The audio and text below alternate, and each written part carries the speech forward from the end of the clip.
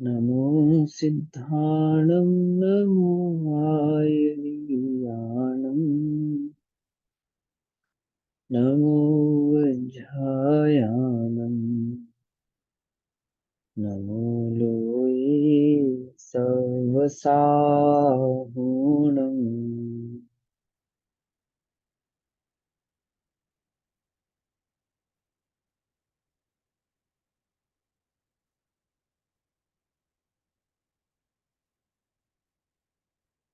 ओंकारं बिन्दुसंयुक्तं नित्यं ध्यायन्ति योगिनः कामदं मोक्षदं चैव ओंकाराय नमो नमः।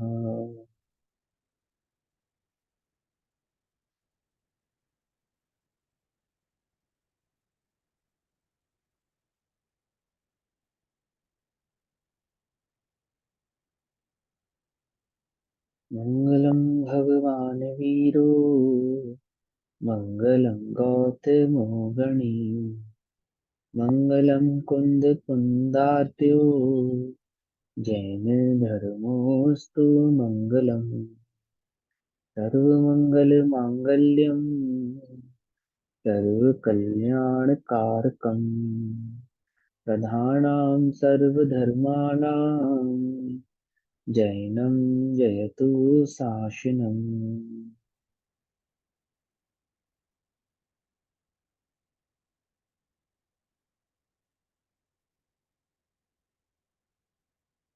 नमः समय साराय स्वानुभूत्या चकासते चित्स्वभावाय भावाय सर्वभावान्तरच्छिदे।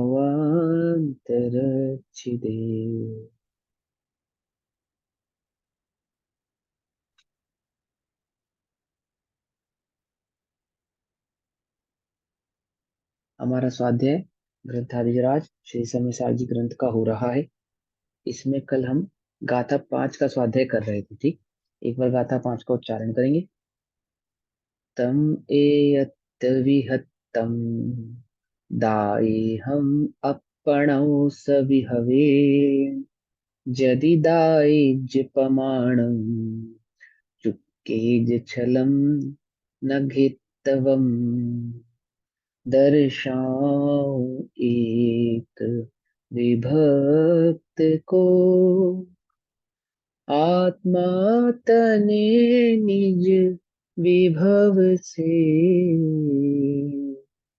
दर्शाऊं तो करना प्रमाण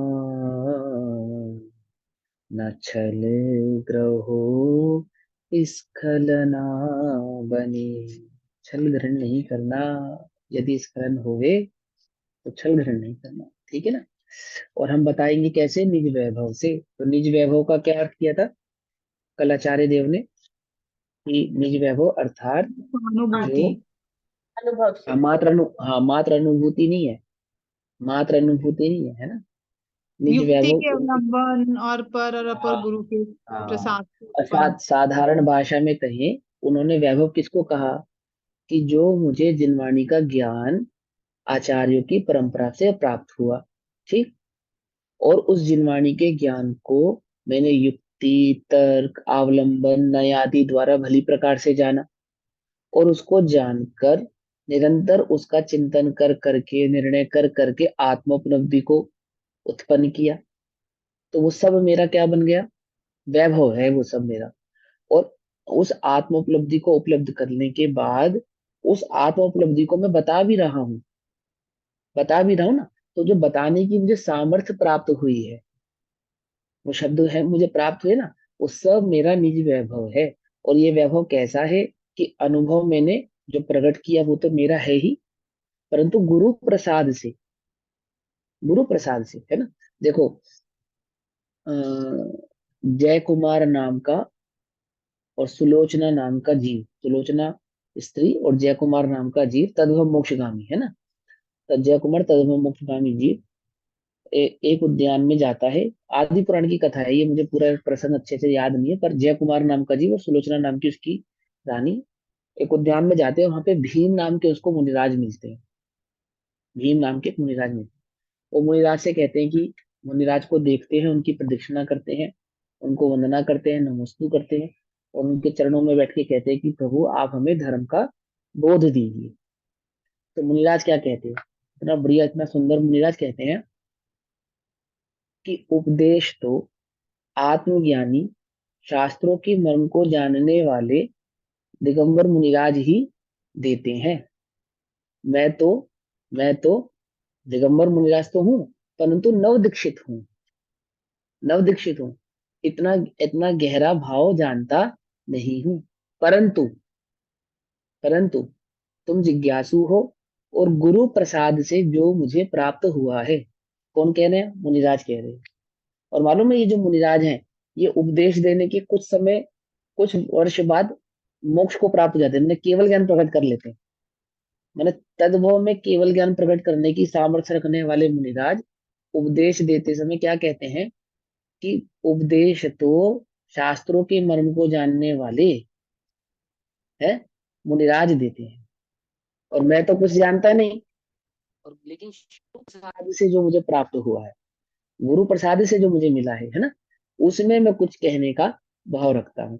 ऐसे ही कह रहे हैं कि मैं क्या हूँ, मुझे मुझे जो मिला है वो तो गुरु प्रसाद से मिला है। देखो बहुत बढ़िया है, देखो ऊपर संस्कृत में लिखा 14 नंबर की पेज में ना, सेकंड नंबर की लाइन, पेज नंबर 14 और सेकंड नंबर की लाइन मैं पढ़ूंगा, आपको समझ में आएगा, बिल्कुल हिंदी में लिखा है एकदम, है ना। देखो निर्मल मिला, निर्मल, निस्तुष युक्त वलंबन जन्म, कोमा, उसके बाद देखो क्या लिखा है। देखो मैं पढ़ता हूँ, आपको भी समझ में आएगा। निर्मल विज्ञान घनान तिर्मगन परापर गुरु प्रसादी कृत शुद्धात्म तत्वनुशासन जन्म। आहा, देखो नीचे लिखा है 1 2 3 4 5 6 7 8 9 10 11, ये 11वें नंबर की लाइन है टीका में हिंदी में, है ना। ऊपर संस्कृत में ना, निर्मल विज्ञान घनान तिमिर मग्न परापर गुरु प्रसादी कृत शुद्धात्मानुशासन जन्म। और देखो हिंदी में क्या लिखा है, निर्मल विज्ञान घन आत्मा में अंतर्निमगन, है ना। विज्ञान घन अंतर्निमगन, है ना, अंतर्लीन, परम गुरु सर्वज्ञ देव। परम गुरु कौन, केवली भगवान, तीर्थंकर भगवान। और अपर गुरु, ऊपर लिखा ना परापर गुरु प्रसादी, परापर गुरु। तो मेन गुरु मतलब उन्होंने क्या कहा, परम गुरु। परापर गुरु का मतलब परम गुरु तो हो गए अरिहंत अंतरात्मा। भगवान, तीर्थंकर भगवान। और उनकी परंपरा में जो है परापर अपर गुरु, परापर अपर माने जो उनकी परंपरा में अपर गुरु गणधराधिक से लेकर हमारे गुरु पर्यंत, हमारे गुरु पर्यंत आचार्य अमरचंद्र देव, आचार्य कुंद कुंद देव के लिए कह रहे हैं, है ना। और हमें क्या समझना है, हमारे लिए तो आचार्य कुंद कुंद देव, हमारे आचार्य अमृतचंद्र देव, है ना। उनकी परंपरा में जिनके प्रसाद से हमें ये समयसार नामक प्रावृत पढ़ने की बुद्धि प्रकट हुई, है ना, उनके प्रसाद से प्रकट हुई ना। हमारे गुरु ने हम पे कृपा करी, हमें समझाया पढ़ाया, उसका मर्म जानने की ज्ञान इतनी बुद्धि दी हमें। हमारे गुरु पर्यंत उनके प्रसाद रूप से दिया गया जो शुद्धात्म तत्व का आहार, उनके प्रसाद रूप से दिया गया जो शुद्धात्म तत्व का अनुग्रह पूर्वक की बहुत प्रीति से दिया, और इस इच्छा से दिया कि तुम इसे ग्रहण करो ही करो, करो ही करो, तुम्हारा कल्याण होगा। ये आत्मा को जाने बिना, शुद्ध आत्मा को जाने बिना तुम्हारा कल्याण हो सकता नहीं है। मैं तो सुखी हुआ हूं, तुम भी इस सुख को प्राप्त करो। अनुग्रह पूर्वक उपदेश उससे, उनके उपदेश उससे निज वैभव का जन्म हुआ है। आहा, है ना, मेरे मेरे जो अंतर में जो वैभव है ना, निज विभव से जिससे मैं दर्शाऊंगा, तो मेरी अनुभूति, है ना, वो ज्ञान तत्व ज्ञान आदि उस सबका जन्म उससे हुआ है। ठीक, पुनः वह कैसा है, निरंतर झरता हुआ, स्वाद में आता हुआ, जो सुंदर आनंद है ना, उसकी मुद्रा से युक्त प्रचुर स्वसंवेदन रूप स्वसंवेदन से निज वैभव का जन्म हुआ है। मैंने गुरु प्रसाद से जो तत्व ज्ञान प्राप्त हुआ, और उस तत्व ज्ञान को बार बार चिंतन करके जो मैंने सम्यक दर्शन आत्मानुभूति को प्रकट किया, है ना, तो और वह आत्मानुभूति कैसी है कि आत्मानुभूति प्रकट होने के बाद भी छठे सातवें गुण स्थान में जो झूलना है ना मुनि राजों का, बार बार अंतर्मगन होना, बाहर आना, अंतर्मगन होना, बाहर आना, निज स्वसंवेदन, प्रचुर स्वसंवेदन, स्वसंवेदन से निज वैभव का जन्म हुआ है। तो जिस जिस प्रकार से मेरे ज्ञान का वैभव है, उस समस्त वैभव से दिखाता हूँ। आहा, मेरे पास जो कुछ ज्ञान है, जो तर्क होगा, जो युक्ति होगी, जो न्याय होगा, जो मैं जानता हूंगा मैं, है ना, और जो मेरी अनुभूति है, जो जो मेरे पास ज्ञान है, जो जो मेरी, मैं अपनी पूरी ताकत लगा दूंगा। तुम अंग्रेजी में कहोगे अंग्रेजी में, हिंदी में कहोगे हिंदी में, संस्कृत में कहोगे संस्कृत में, जिस भाषा में कहोगे और जो भाषा में जानता हूँ, है ना, ऐसा कहते हैं ना, अपनी पूरी ताकत लगा देना। तो क्या कह रहे हैं कि मैं निज वैभव से, उस समस्त वैभव से, उस समस्त वैभव से दिखाता हूँ। मैं जो ये दिखाऊं, मैं ये जो दिखाऊं अर्थात बताऊं, समझाऊं, उस आत्म स्वरूप का स्वरूप भाव समझाऊं, तो उसे स्वयमेव अपने अनुभव प्रत्यक्ष से परीक्षा करके प्रमाण करना, है ना, गुरुओं ने बताया, और फिर मैंने उसको अनुभव से प्रत्यक्ष परीक्षा करके प्रमाण किया। और तुम भी कैसे करना कि ग्रहण करने के बाद उसका चिंतन करना, निरंतर उसको चिंतन कर करके उसको समझ के और आत्मोपलब्धि प्रकट करके अनुभव से, अनुभव से उसको प्रमाण करना। और यदि कहीं अक्षर में, मात्रा में, अलंकार में, युक्ति में आदि प्रकरणों में चूक जाऊं, तो छल ग्रहण नहीं करना। ठीक है ना। तो छल यानी दोष ग्रहण करने में सावधान मत होना। आपकी सावधानी छल को ग्रहण करने में ना रहे, है ना। आजकल तो ये रिकॉर्ड होता है ना, और हम फ्लो में बोलते हैं, तो क्या होता है, कई बार प्रवचन आपने सुने होंगे, यूट्यूब पे भी हम सुनते हैं ऐसे, कि वो गुरु जी, मतलब जो बताने वाले वक्ता है, वो कहना तो कुछ और चाहते हैं, है ना, फ्लो कुछ और चल रहा होता है, लेकिन वो फ्लो फ्लो में बात कुछ और रिकॉर्ड हो गई है, बात कुछ और रिकॉर्ड हो जाती है, अन्य रिकॉर्ड हो जाती है। तो छल ग्रहण मत करना। तुमने पूरा प्रवचन सुना है ना, तो अपनी बुद्धि से थोड़ा लगा लेना कि हाँ ये भाव नहीं बताना चाहते थे, बता तो वो निश्चयात्मक वस्तु स्वरूप ही बता रहे थे ना, और वहां कोई बात कहने में वो आगे पीछे हो जाती है, ऊपर नीचे हो जाती है, हो जाता है ना ऐसा, नहीं, होता ही है, जर्नल सी बात है। तो हमारे भी समझाने में, लिखने में, है ना, कोई त्रुटि मात्र हो जाए ऐसी, है ना, कोई कोमा इधर का उधर लग जावे, रोको, कोमा मत जाने दो, और रोको मत, कोमा जाने दो। दोनों भावों के अंतर बदल जाते, नहीं बदल जाते, है ना। एक जगह लिखा रोको, कोमा मत जाने दो, उसका मतलब है यहां से कोई नहीं जा सकता। और एक जगह लिखा है रोको मत, फिर कोमा जाने दो, कि यहां से सब जा सकते हैं। बदल गया, नहीं बदल गया, पूरा एक कोमा से सारा वाक्य बदल गया। तो छल ग्रहण मत करना। ठीक है ना। तो क्या कहते हैं, ग्रहण करने में सावधान मत होना। शास्त्र समुद्र के बहुत से प्रकरण हैं, मतलब निश्चय से, व्यवहार से, है ना, प्रथमानुयोग, कर्णानुयोग, चरणानुयोग, द्रव्यानुयोग, आत्मा की प्रधानता से, संसार की प्रधानता से, है, और आचरण की प्रधानता से, बहुत सारे शास्त्र हैं, बहुत बातें, बहुत बात समझाई गई है आपको, है ना। किसी न किसी की मुख्यता से, कम बुद्धि वाले की मुख्यता से, तीव्र बुद्धि वाले की मुख्यता से, प्रमाण की मुख्यता से, न्याय की मुख्यता से। तो क्या कहते हैं, शास्त्र समुद्र के बहुत से प्रकरण हैं, इसका अर्थ यह है। इसलिए यहाँ स्वसंवेदन रूप अर्थ प्रधान है। यहाँ पे जो अर्थ कहा जा रहा है, इस ग्रंथ में जिस अर्थ की प्रधानता रहेगी, वह कौन सी रहेगी, स्वसंवेदन रूप, यानी अनुभूति की प्रधानता यहाँ पे रहेगी, है ना। हम जो बात कहेंगे वो अनुभूति की प्रधानता से कहेंगे, ये बात बता रहे हैं यहाँ पे, ठीक। स्वसंवेदन रूप की प्रधानता है, इसलिए अर्थ की परीक्षा करनी चाहिए। इसलिए जो बात हम कहें, है ना, उसके भाव, अर्थ की परीक्षा अर्थात उस भाव की, उस बात के भाव की परीक्षा करनी चाहिए। अर्थ की परीक्षा करनी चाहिए मतलब उस भाव की परीक्षा करनी चाहिए, जिस भाव से हम बता रहे हैं, तुम भी उसी भाव से परीक्षा करना।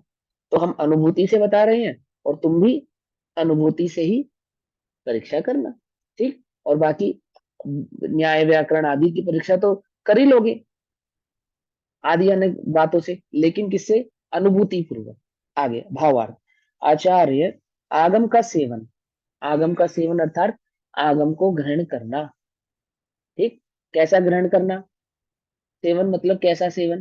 देखो, भोजन का सेवन दो प्रकार से होता है, दो प्रकार से भोजन का सेवन होता है। एक आपने खाया और शरीर को नहीं लगा, खाया और गया। और एक कैसा सेवन होता है कि आपने खूब चबाया, खूब चबाया, उसका रस बनाया, ठीक।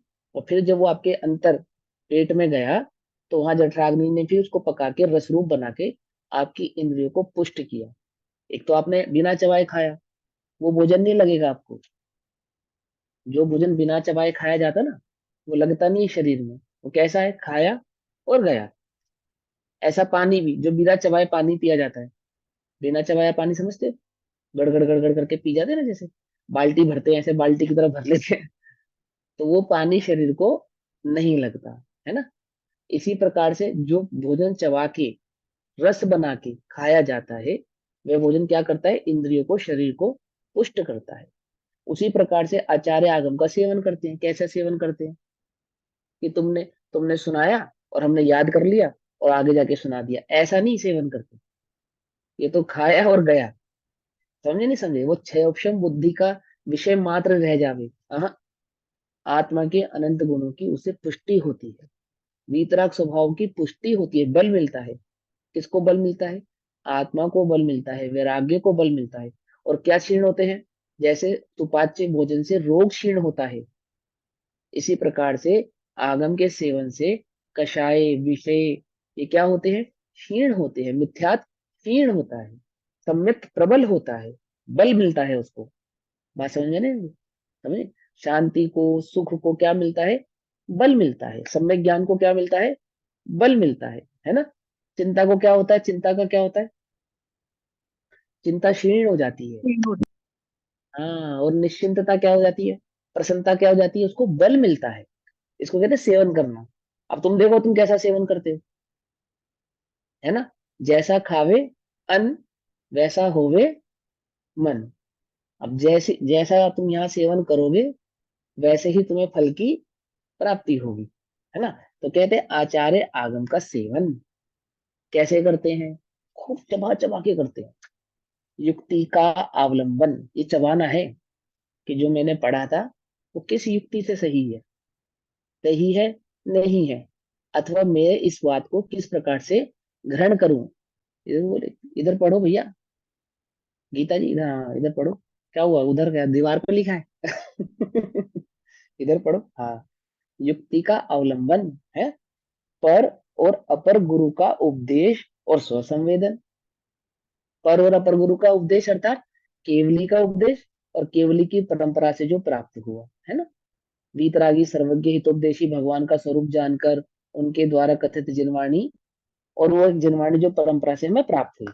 तो पर अपर गुरु का उपदेश और स्वसंवेदन, है ना, ये चार प्रकार से उत्पन्न हुए अपने ज्ञान के वैभव से, है ना।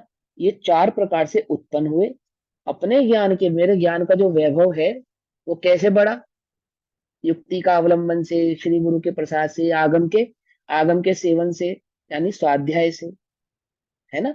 और उसमें युक्ति का अवलंबन करा, पर अपर गुरु का चिंतन करा, उनकी बात को समझा, ठीक है ना। और ये चारों प्रकार से उत्पन्न हुए अपने ज्ञान के वैभव से एकत्व विभक्त शुद्ध आत्मा का स्वरूप दिखाते हैं। ऐसे ही दिखा दिया आपको, ऐसे नहीं दिखाते हैं, ऐसे नहीं दिखाते। भोजन पचाया है, चबाया है, पचाया है, इंद्रियों को पुष्ट किया है। अब तुम्हें इन इंद्रियों का बल दिखाते हैं। क्या बल दिखाते हैं ना, मल्ल युद्ध होगा ना, कुश्ती में, कुश्ती पहलवान क्या करता है, बल दिखाते नहीं दिखाता अपना, दिखाते नहीं दिखाता। अब आचार्य अपना आत्मबल दिखा रहे हैं तुम्हें। ये देखो, ये मिथ्यात्व को धोबी पछाड़। अब इसकी कमर तोड़ेंगे पटक के, किसकी, मिथ्यात्व की। किसके बल से, आत्मा के बल से। इस संसार सागर को क्या करेंगे, पार कर देंगे। कैसे, कौन कौन सा जहाज, तैर के पार करेंगे, तैर के, तैर के पार करोगे। हाँ, तुम्हें बल दिखाते हैं ना अपना। क्या बल दिखाएंगे कि हमारे पास आगम का सेवन, युक्ति का अवलंबन, पर गुरु का उपदेश और स्वसंवेदन। स्वसंवेदन क्या है, ये संसार सागर तालाब है, तालाब ऐसे ऐसे पार कर देंगे तैर के, ठीक। तो चारों प्रकार से उत्पन्न हुए अपने ज्ञान वैभव की, वैभव से एकत्व विभक्त शुद्ध आत्मा का स्वरूप दिखलाती है। वह आत्मा कैसा है, उसका स्वरूप दिखाते हैं, है? हे श्रोताओ, श्रोताओ मतलब जो सोने वाले हैं। जो सुनने वाले हैं, है? हाँ, हे श्रोताओ। बोले जी। हाँ, यहाँ कहे आज पंचम काल में, हे श्रोताओ जाग जाओ। और श्रोता बनो, यानी सुनो क्या कहते हैं, हे श्रोताओ, उसे अपने स्वसंवेदन प्रत्यक्ष से प्रमाण करो, है ना? उसका चिंतन करके, उसका अनुपालन करके, उसका अनुग्रहण करके और उसकी अनुभूति प्रकट करो, अपने स्वसंवेदन प्रत्यक्ष से प्रमाण करो। यदि कहीं किसी प्रकरण में भूल जाऊं तो उसे तो उतने दोष को ग्रहण मत करना, उतने दोष को ग्रहण मत करना। मेरी भूल है, भूल समझ के छोड़ देना, लेकिन तुम तो उसका आनंद लेना जो मैं तुम्हें आनंद दिखलाना चाहता हूं, है ना? कहने का आशय यह है कि यहाँ अपना अनुभव प्रधान है, उससे शुद्ध स्वरूप का निश्चय करो। अपना अनुभव प्रधान है, अर्थात कि जो बात आपने जानी, सीखी, उसका निश्चय अनुभव से करो, मात्र बुद्धि तक अथवा क्षोक्षम ज्ञान तक उसको मत रखो। कहाँ ले जाओ उसको? अनुभव में ले जाओ, कि जो भोजन तुमने किया है, जो सेवन, आगम का सेवन, युक्ति का अवलंबन जो लिया है, उससे क्या होना चाहिए? कि भोजन से इंद्रिया पुष्ट होती है, तो इससे आत्मा के अनंत गुणों की पुष्टि होनी चाहिए। संसार कैसा हो जाना चाहिए? क्षीण हो जाना चाहिए, और मोक्ष मार्ग प्रबल हो जाना चाहिए, ऐसा। ठीक, चलो आगे चलते हैं। करो। अब यहाँ यह प्रश्न उठता है कि ऐसा शुद्ध आत्मा कौन है? कौन है वो शुद्ध आत्मा जिसके बारे में आप हमें निज वैभव से बताने वाले हो, है ना?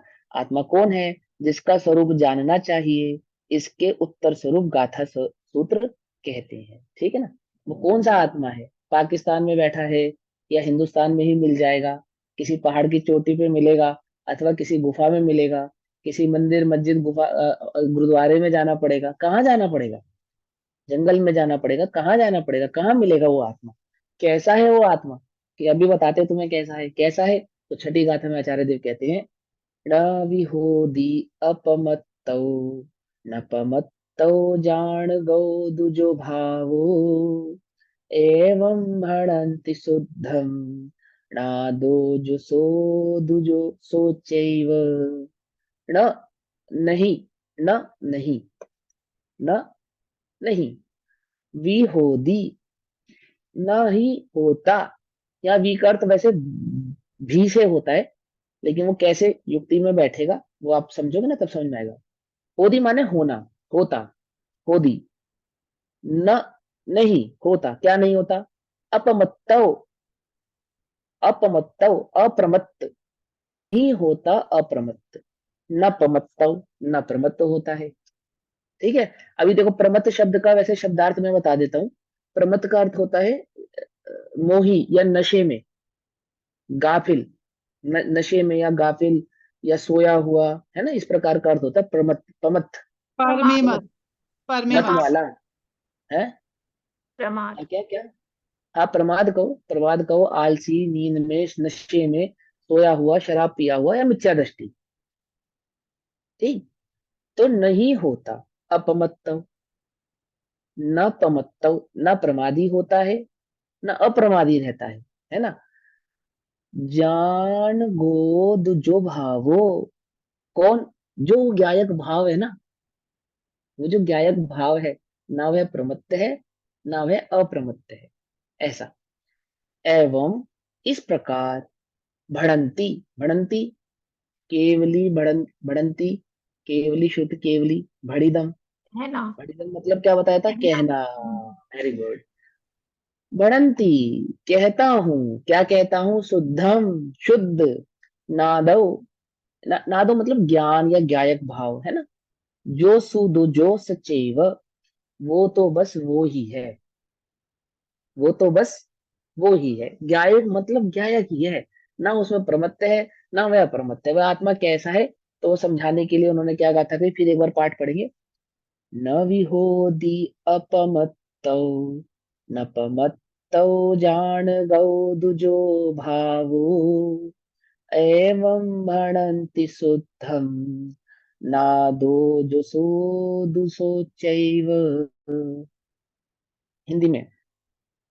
नहीं अप्रमत्त प्रमत्त नहीं, जो एक ज्ञायक भाव है, इस रीति शुद्ध कहाय अरु, जो ज्ञात वो तो वो ही है। इस रीति से जो कहा जाएगा, वो तो ज्ञात है, जो वो तो वो ही है, नहीं प्रमत्त है नहीं अप्रमत्त है, मात्र एक ज्ञायक भाव है। गातार्थ तो करेंगे। ये भैया, जो ये हाँ हिंदी वाली गाथा है, ये जो मेन प्राकृत की भाषा है उसी का हिंदी वर्जन है या अपना ही हाँ है? जी, हाँ जी। नहीं नहीं, उसी का हिंदी वर्जन है। उसको हिंदी के हिसाब से सेमेट्री सेट की गई है। अच्छा। सेमेट्री है ना, जैसे जैसे इसमें ना पहले लिखा, ना भी होदी नहीं होता अप्रमत्त, है ना, ना प्रमत्त, और जो सेमेट्री सेट होती है वो यहाँ उसी तरीके से सेट कर लेते हैं। थोड़ा सा संस्कृत में आगे कुछ, पीछे एक दो वर्ड्स ही है, हाँ अदरवाइज ये करते उसी हैं, का ही करते वर्जन है हैं, ना? हाँ हाँ जी, हाँ जी, हाँ जी।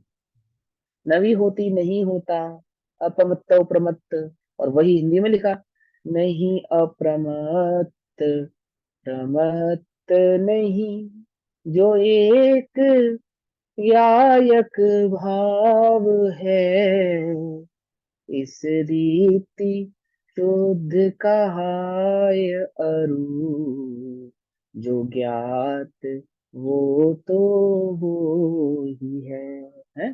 गाथा। संस्कृत में लिखा नापि, हाँ ये संस्कृत ही है।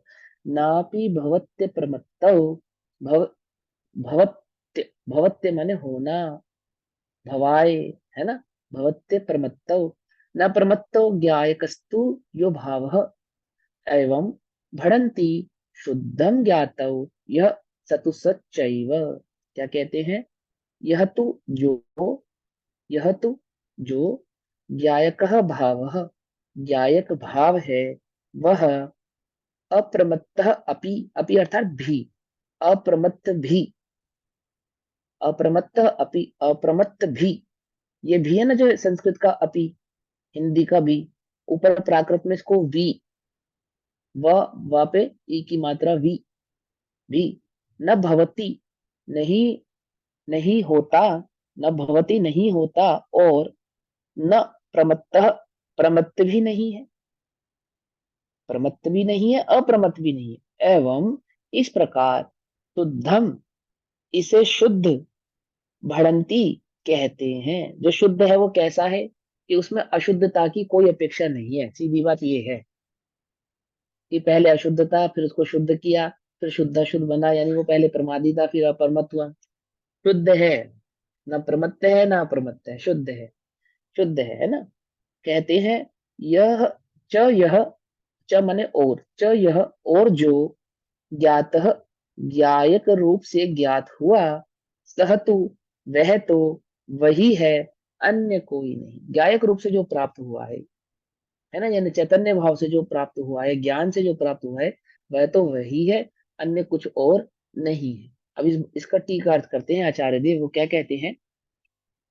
जो स्वयं अपने से ही सिद्ध होने से, अपने से ही सिद्ध होने से अर्थात स्वयंभू, स्वयंभू अपने से ही सिद्ध होने से, अपने आप को ही स्वयं प्रकाशित। ये सूर्य को बताना पड़ता है मैं सूर्य हूँ? बोलो, सूर्य को बताना पड़ता है मैं सूर्य हूँ? बताना ही नहीं पड़ता, अपने से ही सिद्ध है वो कि मैं सूर्य हूँ। ऐसे बर्फ छुओ और ठंडी ना लगे तो बोलो उसे बर्फ कौन कहे? अपने से ही सिद्ध है ना, अपने से ही सिद्ध है। सूर्य अपने से ही सिद्ध है, उसको बताने की आवश्यकता नहीं है कि मैं सूर्य हूं। ऐसे ही जो स्वयं अपने से ही सिद्ध होने से, किसी से उत्पन्न हुआ न होने से, किसी के द्वारा उसको बनाया गया नहीं है ना, किसी के द्वारा वह उत्पन्न नहीं हुआ है, अपने से ही है, स्वयंभू है, अपने से, अनादि सत्ता रूप है। उसका अस्तित्व कैसा है? अनादि का है। सत्ता रूप है अर्थात अस्तित्व, है ना, अनादि से है, और स्वयं से है, किसी के द्वारा बनाया गया नहीं है।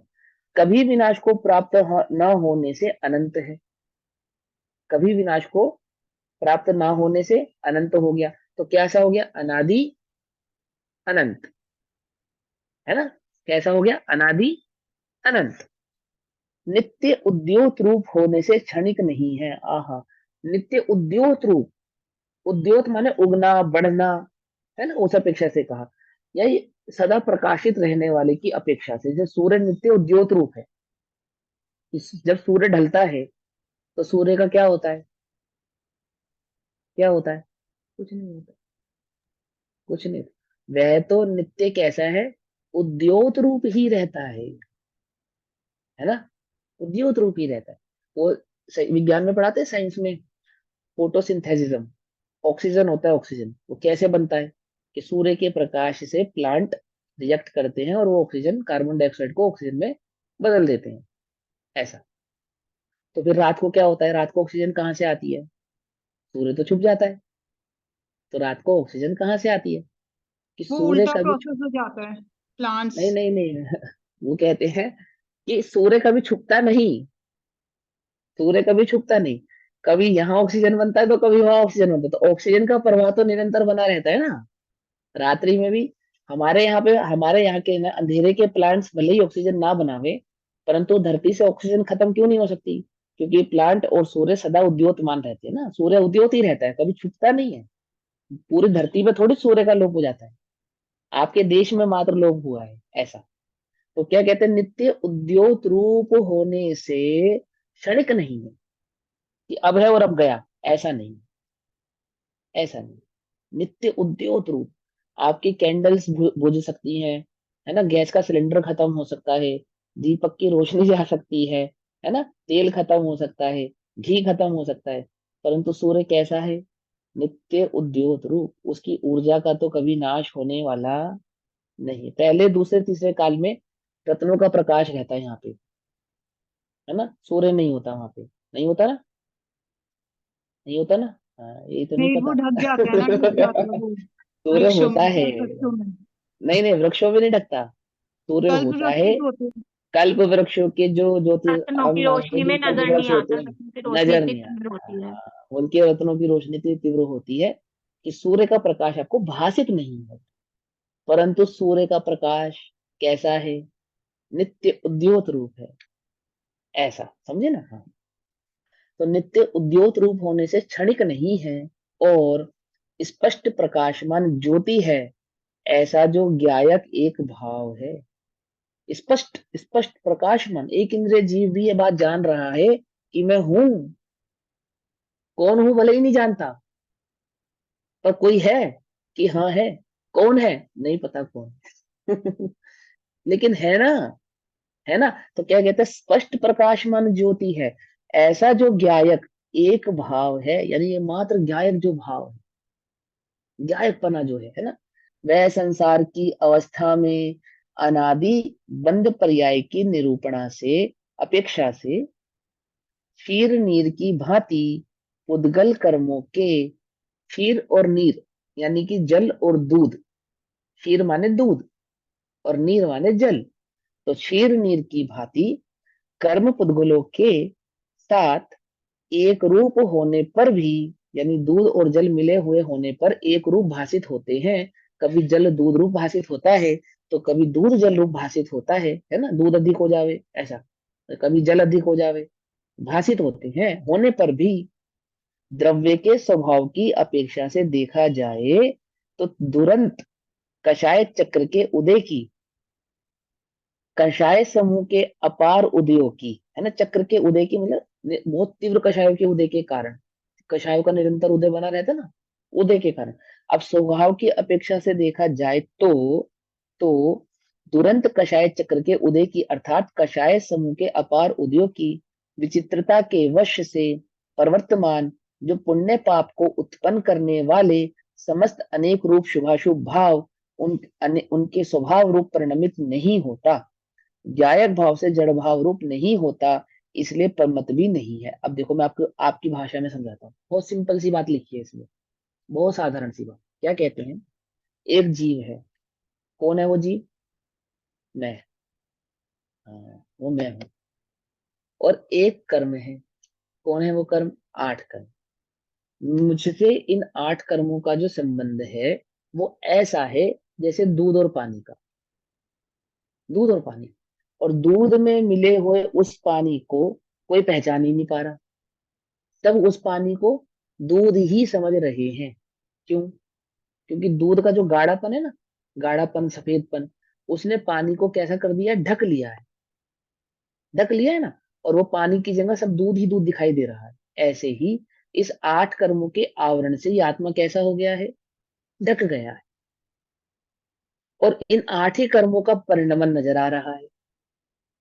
कैसा?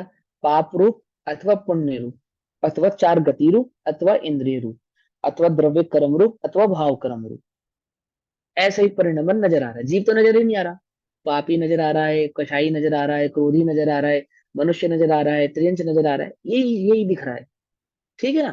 तो कहते हैं, अब वो कषायों की उदय से दुरंत, यानी सभी कषाय, दुरंत कषायों के उदय से मतलब सभी कषायों के उदय से, आठों ही प्रकार के अथवा चारों ही प्रकार की सत्ता में जो कषाय पड़ी हैं उनके उदय से, कषाय चक्र के उदय की, कषाय समूह के अपार उदय की, विचित्रता के वश, जैसे दूध के वश पानी नजर नहीं आ रहा ना, तो कषायों के उदय की विचित्रता के वश। और विचित्रता क्या है उसमें? कभी क्रोध, कभी मान, कभी माया, कभी लोभ, निरंतर, कभी मंद, कभी तीव्र, है ना। और कभी द्रव्य कर्म, भाव कर्म रूप, ऐसा निरंतर विचित्रता से, वश से, परवर्तमान, प्रवर्तमान, जो पुण्य पाप को उत्पन्न करने वाले समस्त अनेक रूप शुभाशुभ भाव, है ना, पुण्य पाप को उत्पन्न करने वाले शुभ भाव, अशुभ भाव, शुभाशुभ भावों से निरंतर आश्रम भी हो रहा है उसका, उदय तो आ ही रहा है। और साथ की साथ क्या हो रहा है, आश्रम भी हो रहा है। उन्हीं उन्हीं कर्मों का उदय आ रहा है, और उन्हीं कर्मों का निरंतर बंद भी हो रहा है। उदय आ रहा है, बंद हो रहा है, उदय आ रहा है, बंद हो रहा है, उदय आ रहा है, बंद हो रहा है। कैसा? एक क्षण के लिए भी रुका नहीं है। उदय आ रहा है, बंद हो रहा है, उदय आ रहा है, बंद हो रहा है। तो जितना भी प्रवाह दिख रहा है, कषायों का, कर्मों का ही दिख रहा है। जीव तो कहीं नजर ही नहीं आ रहा। जीव तो कहीं दिखाई नहीं दे रहा। बस पाप और पुण्य के शुभाशुभ भावों के दिन रात शुभाशुभ भावों से मेरा व्यापार व्यापार किया चला करता। करता। मन, ऐसा मानस, वाणी और काया से आश्रव का आश्रय द्वार का द्वार ला रहे। खुला रहता है। हाँ, ये बात यहाँ कह रहे हैं वही, वो बात यहाँ कह रहे हैं। निरंतर शुभाशुभ भावों से, है ना, शुभाशुभ भावों से उनके स्वभाव रूप परिणमित नहीं होता। फिर भी वो जो ज्ञायक भाव है, वो जो चेतना है, वो चैतन्य तत्व है, वो शुभाशुभ भावों से होता हुआ भी उस रूप नहीं होता। वह पानी जो दूध में पड़ा है ना, वो दूध दिखता हुआ भी, दूध के समान गर्म होता हुआ भी है, दूध के साथ बहता हुआ भी दूध नहीं होता। दूध नहीं होता। 1 लीटर दूध और 1 लीटर पानी को कितना उबालें कि दोनों एक हो जाएं,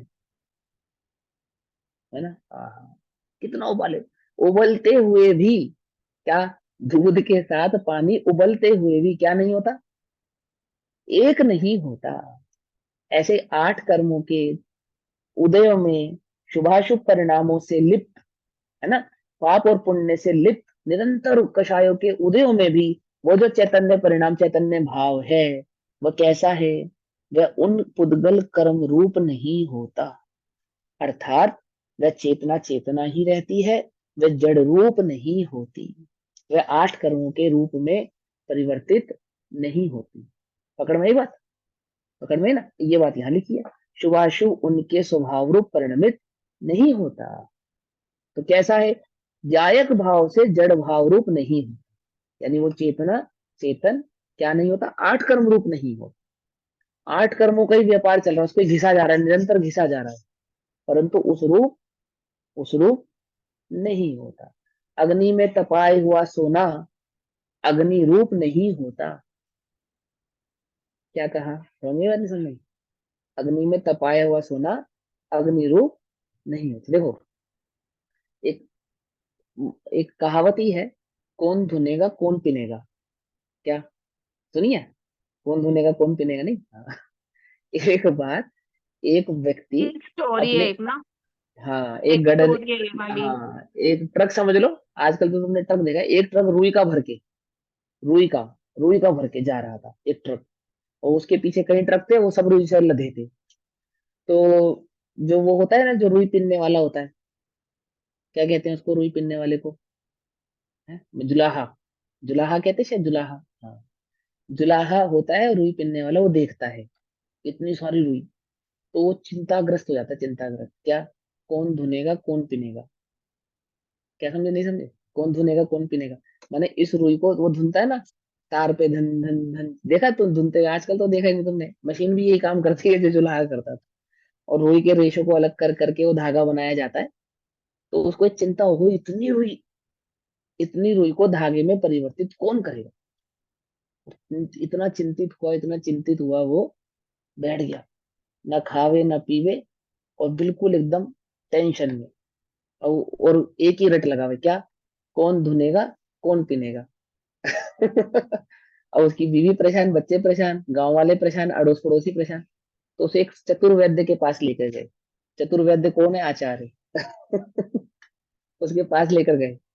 तो चतुर्वेद्य के पास लेकर गए। तो वैद्य ने अच्छे से समझा पहले उसके रोग को, कि कौन धुनेगा कौन पिनेगा। तो समझा कि इसका जो वर्क प्रोसेस है वो क्या है, कि जुलाहा है। उसने सारा कुल मिला के अंदाजा लगा लिया। क्या अंदाजा लगा लिया, कि इसने इतना रुई का अपार भंडार देखा है, जिसको देख कर इसको चिंता हो गई है। क्या चिंता हो गई है, कौन धुनेगा कौन पिनेगा। तो उसने क्या दवाई दी उसको पता है। तो वैद्य ने उसके कान में कहा कि भाई रुई में तो आग लग गई। तो जैसे ही उसने सुना क्या, आग लग गई, एकदम सारी चिंता निरस्त हो गई। तुरंत एकदम ठीक हो गया। क्या उसकी चिंता क्या थी, कौन धुनेगा कौन पिनेगा, उसमें क्या हो गई, आग लग गई। आचार्यों ने 8 कर्मों में आग लगा दी। कैसे करेंगे हम इन 8 कर्मों को, जीतेंगे कैसे, जीतेंगे कैसे, मैं एक अकेला चेतना, और ये 8 कर्मों को, और वज्र जैसे और अनादि से। अरे भैया, वो क्या कह रहे हैं आचार्य भाव, कहते हैं गायक भाव से जड़ रूप नहीं होता, हुआ ही नहीं है। ये चेतना अनादि से इन 8 कर्मों के साथ शुभाशुभ भावों से निरंतर परिणमता हुआ भी प्रमत्त, ये भैया, प्रमत्त नहीं होता, नहीं होता ना, स्वभाव रूप परिणमित नहीं होता, जड़ रूप परिणमित नहीं होता, 8 कर्म रूप नहीं होता, शुभाशुभ परिणाम रूप नहीं होता, नहीं होता है ना। अभी मैं मनुष्य हूँ। बोले नहीं होता। अभी तो मुझे स्त्री पर का विच्छेदन करना है, फिर पुरुष बनना है, फिर तप ग्रहण करना है, संयम ग्रहण करना है ना, सम्यक दर्शन प्रकट करना है, और 8 कर्मों की निर्जरा करनी है। पहले 4 अघातिया कर्मों को जीतेंगे, फिर 4 घातिया को जीतेंगे, तब जाके कहीं। वो क्या कह रहे हैं, नहीं होता। 8 कर्म रूप नहीं होता, 4 कतीय रूप नहीं होता, 4 कषाय रूप नहीं होता, अप्रमत्त और प्रमत्त प्रमत्त नहीं होता, ठीक। इसलिए प्रमत्त भी नहीं है, नहीं है, और अप्रमत्त भी नहीं है। वही समस्त अन्य द्रव्यों के भावों से भिन्न रूप से उपासित होता हुआ, आहा, उपासित होता हुआ शुद्ध कहलाता है। अब उपासित होता हुआ मतलब क्या, क्या मतलब बताओ। देखो देखो क्या कहते हैं, वह वही, वही माने कौन, कौन है ये वही, ये वो वही चेतन भाव है, वही ज्ञायक भाव, वो वही ज्ञायक भाव। इस देह देवल में रहे जो चैतन्य भगवान, वो कैसा है, कि बाहर है ना ये शरीर, द्रव्य कर्म भाव कर्म, और कितने शरीर, 3 शरीर होते हैं ना, 3 शरीर होते हैं वो, अग्नि और क्या बोलते हैं, मैं भूल गया, औदारिक, तेजस कारमाण, औदारिक तेजस तेजस कारमाण कामना। औदारिक है ना। हाँ, उनमें रहता हुआ ये कैसा है, अन्य द्रव्यों के भावों से, अन्य द्रव्यों के भावों से, 6 द्रव्य ना, 6 द्रव्य। तो 6 द्रव्यों में एक मैं जीव द्रव्य हूँ, ठीक। तो धर्म धर्म आकाश काल, वो बाकी के द्रव्य हो गए, है ना। और एक पुद्गल जिसके साथ मेरा नजदीकी संबंध है, दूध और पानी जैसा, 8 कर्म आदि रूप, शरीर आदि रूप है ना, जड़ कर्म, है ना, ये सब अन्य द्रव्यों के भावों से। अब उनके भाव कैसे हैं, भाव अर्थात उनका परिणाम उनके गुण, उनका परिणाम उनके गुण। जैसे दूध का गुण अलग है, और पानी का, नीर का गुण अलग है। तो पानी को दूध में मिलाया, और दूध के भाव भिन्न, परिणाम भिन्न, गुण भिन्न, और पानी के भिन्न। तो वो पानी, अथवा यूं समझो वो दूध पानी के परिणामों से भिन्न, पानी के भावों से भिन्न वह दूध, तो क्या कहते हैं, वह समस्त अन्य द्रव्यों के भावों से भिन्न, भिन्न रूप से उपासित होता हुआ, ओहो, अपनी सत्ता को बताता हुआ। उपासित होता हुआ मतलब सत्ता विहीन हो गया, ऐसा नहीं, ऐसा नहीं। वह दूध में पड़ा हुआ पानी, पानी भले ही किसी को पानी दिख नहीं रहा है, दूध दिख रहा है, तो भी अपनी सत्ता को नहीं खोता हुआ, नहीं खोता हुआ, उसने अपनी सत्ता को नहीं खोया। समझे नहीं समझे? तो कहते हैं, अन्य द्रव्यों के भावों से भिन्न रूप से। वह पानी दूध में जाने के बाद पानी दूध रूप नहीं हुआ। वह दूध पानी में जाने के बाद पानी रूप नहीं हुआ। वह शक्कर दूध में जाने के बाद कैसी हो गई? दुग्धमय हो गई, नहीं हुई, नहीं हुई, नहीं हुई। उपासित, उपासित माने अपनी उपस्थिति को बताती हुई, अपने आप को दर्शाती हुई, मैं हूं और भिन्न हूं। किससे भिन्न हूं? वह शक्कर कह रही है मैं इस दूध से भिन्न हूं, भिन्न स्वभाव वाली हूं। समझे नहीं समझे? उपासित होता हुआ शुद्ध कहलाता है। ओहो, क्या कहलाता है? शुद्ध कहलाता है। असाधारण भाषा में कहे, 1 करोड़ की अंगूठी हीरे की, और हाथ से छोटी, और कहाँ गिरी? नाले में गिर गई, नाले में गिर गई। ओहो, नाले की गंदगी से, क्या? नाले की गंदगी से, नाले की गंदगी के भावों से, भिन्न रूप से, भिन्न रूप से उपासित होती हुई, उपासित होती हुई वह 1 करोड़ की अंगूठी किसे नजर आ रही है? वह अंगूठी पड़ी है ना नाले में, और जिसकी अंगूठी गिरी है, उसे नाला नजर आ रहा है या अंगूठी नजर आ रही है? 1 करोड़ की अंगूठी है, 1 करोड़ का हीरा लगा है उसमें, क्या? नाले की गंदगी में पड़ी। वो देख रहा है, तो किसे देख रहा है? नाले को देख रहा है अंगूठी को। या अंगूठी को देख रहा है? उपासित कर रहा, उपासित होती हुई। कि नाले की गंदगी ने, वो गंदगी है ना, उसने उस अंगूठी में प्रवेश नहीं किया, वह अंगूठी उस रूप नहीं हुई। अप्रमत्त, अरे, अरे चीची गंदी हो गई भैया। प्रमत्त है वो, प्रमत्त नहीं हुई। प्रमत्त नहीं हुई। वह तो कैसी है? शुद्ध है। क्या? क्या कहेगा वो? जिसकी अंगूठी पड़ी हो, क्या कहेगा? अरे कोई गंदी बंदी नहीं हुई, शुद्ध है, शुद्ध है, शुद्ध है ना? उपासित होता हुआ शुद्ध कहलाता है, कहलाता है, कहलाता है, शुद्ध कहलाता है। ये आचार्य देव यहाँ कह रहे हैं, आगे पढ़ेंगे। और जैसे दाह यानी जलने योग्य पदार्थ के आकार होने से अग्नि को दहन कहते हैं, तथापि उसके दहकृत अशुद्धता नहीं होती। दहकृत अशुद्धता नहीं होती, अर्थात देखो, अग्नि को सदैव शुद्ध माना गया है, शुद्ध माना गया। कैसे माना गया बताता हूँ। गोबर की अग्नि, कंडे की, जैसे कंडे की अग्नि होती है, लकड़ी की अग्नि होती है, अलग अलग पदार्थों से अलग अलग प्रकार की अग्नि जलती है। तो अलग अलग प्रकार की अग्नि होती हुई, मैंने पेट्रोल में आग लग जावे, है ना, गैस में आग लग जावे, अथवा लकड़ी में आग लग जावे, कई जगह प्रकार की आग लग जावे, और वो जो आग का जो आकार है, वो बदल जाता है, उसका थोड़ा रंग भी बदल जाता है। कहीं किसी चीज की आग बहुत नीली नजर आती है, किसी चीज की आग बहुत पीली नजर आती है, ऐसा होता है ना। और आकार भी ऊंची नीची अलग अलग प्रकार की दिखती है, ताप भी उसकी भिन्न भिन्न रहती है। इतनी सारी बातें उसके अंदर रहती हैं, सबकी ताप भिन्न होती है, आकार भिन्न होता है, रंग भी भिन्न होता है। तो क्या कहते हैं? आकार से होने से अग्नि को दहन कहते हैं। दहन कहते हैं नहीं, वो जो जलने योग्य पदार्थ होता है ना, ईंधन, उसके अनुसार जलने के कारण उसको दहन कहते हैं। फिर भी, फिर भी उसके दाहकृत अशुद्धता नहीं होती, अर्थात वह लकड़ी रूप से, अगर लकड़ी की अग्नि है तो अग्नि लकड़ी रूप नहीं होती, अग्नि अग्नि ही रहती है। कोयले की अग्नि है तो अग्नि कोयले रूप नहीं होती। पेट्रोल है तो पेट्रोल रूप नहीं होती, अग्नि मात्र अग्नि ही रहती है। मैंने वो दाह्य रूप, जिसके जिससे वो जल रही है, जो ईंधन है उसका, वह अग्नि उस ईंधन रूप नहीं होती। अभी तो ईंधन अग्नि रूप हो जावे तो हो जावे, ये तो एक अपेक्षा से कहने की बात है, परंतु अग्नि ईंधन रूप नहीं होती, है ना। तो क्या कहते हैं? उसी प्रकार ज्ञेयाकार होने से उस भाव के साथ ज्ञायकता प्रसिद्ध है, तथापि उसके ज्ञेयकृत अशुद्धता नहीं है। ठीक है ना। अर्थात ज्ञेयकृत अशुद्धता नहीं है, मतलब कि वह आत्मा उन 8 कर्मों को जानने वाला होने से, साधारण बात, बिल्कुल एकदम साधारण, उस पाप पुण्य को जानने वाला होने से, उन शुभाशुभ भावों को जानने वाला होने से, जानते नहीं जानते तुम अपने परिणाम? जानते हो नहीं जानते? कैसे है तुम्हारे परिणाम? अरे भैया बहुत खराब है। या फिर कोई कहेगा अरे भैया मेरे परिणाम उस रूप नहीं होता। क्या कहा? कुछ बात समझ रहे नहीं आ रही है?